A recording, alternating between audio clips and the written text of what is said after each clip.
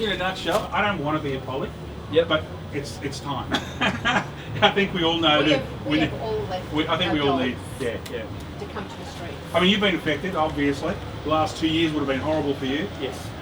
So the one question I have for all the businesses here is, what could I, if I get elected, if I'm lucky enough to get your vote, what could I do for you that would just support small business? Yeah, like that's the reality of it. And from our perspective, like let's go back a step. I was heavily involved in local associations and all that sort of stuff.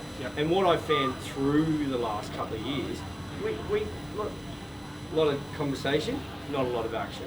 Right. So from a business point of view, right, we need people who understand what business is about. We employ, like I've got 30 staff that we employ here. You know, it's very hard when you've got to let people go for reasons, good or bad, right?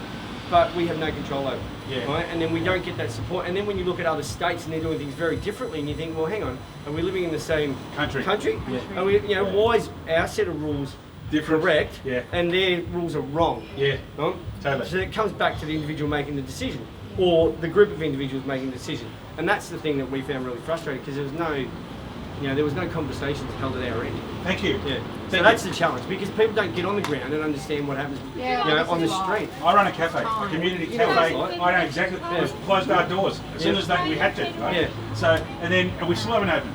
Yeah. Because it's a community cafe, and we're doing all deliveries. But the point is, I know exactly what you're talking about. Yeah. All right? That's exactly right. That's I had 30 people do our fundraising for us. I had to let them go. Yeah. And they weren't covered by the JobKeeper or whatever the hell it was. We were very fortunate. We did get the JobKeeper, and that helped us out. Right. There was a couple of discussions around some local support. Right. Our wage threshold was too high for the local stuff, and we didn't meet the criteria for the nighttime economy. Minimum 2 venues, so we didn't get that support. We did get some, you know, like federal support. Are you happy with the mandate? No, not at all. Like, you know, go back 4 weeks ago, maybe 8 weeks ago. I've got, you know, 7 or 8 staff behind the bar, all wearing masks. I've got 500 punters in here, like 500 patrons without a mask. Like, how does that work? And then I'm sitting out the front here, and we've got more signs than you can poke a stick at. It's harder to get into here than what it is to get into, you know, a local detention centre. I know. And our job, and our job is to be hospitable. That's what we're about. We're a hospitality venue, and yet, you know, oh, can I see your ID? Mate, you checked it last time. You checked it, you know, like your certificate. Like, it's just... It's BS. And you know what really kills me? If you have a look at the numbers, the daily numbers now, we've got about 3,000, and yet we were not long ago, for 1 or 2 people, we had lockdowns. It's nuts. Who's making up these rules? But that's the thing that we found frustrating. It was just the inconsistency of everything. All the way through. Right, all the way through. And it's the different jurisdictions that had different, you know, like outcomes and different, you know, way of thinking, and yet our way's right and their way's wrong. Or their way was right in their eyes, and you know, it's like, well, I get it, and it's not an easy situation, right, to deal with. But you know what? Like, it's got to be. They could have done a lot better. One country. Well, last time we checked, we were. Maybe WA's not part of us. How do you like this? How do you like this for an idea, Nick? Right? I pledge, and I've signed a contract to this effect. Right? There's no other party that's done this.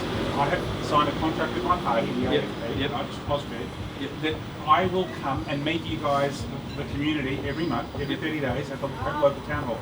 I will tell you what I've been doing. I haven't been just sitting on my ass doing nothing. Right? Number 2, it'll be an open forum so you can basically air your views and whatever else you want. One more thing that you need to know about what I've signed for, and that is that if my party says X, or all policies we run through my electorate, right? And if my party says they want to go this way, and you guys say I want to go that way, guess which way I'm voting? I have to vote by contract and that's this the way way. it should be.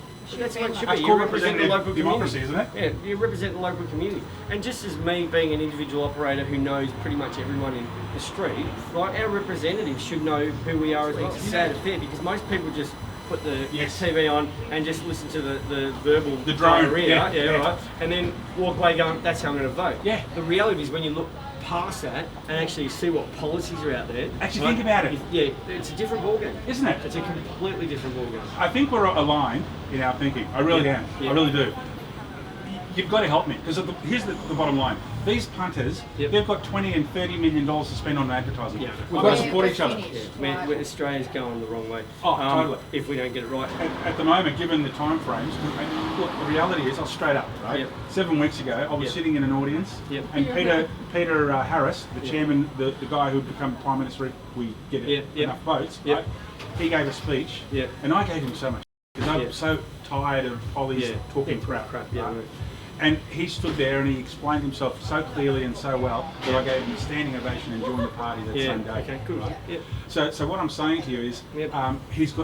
we've got, it's real. Yep. Have a look at it. All right. Convince yourself that it is good for you as well. Okay. Right? And look, get in touch. I'd love your support. I really would. Very nice It's been a to meet you. pleasure. All right, thank you. Do. Okay, Do. enjoy. Come over for Good luck lunch with one the Thank you day. very much. Do you have All to right. be vaccinated to get in there? My name is Peter Meliaros and I endorse this message.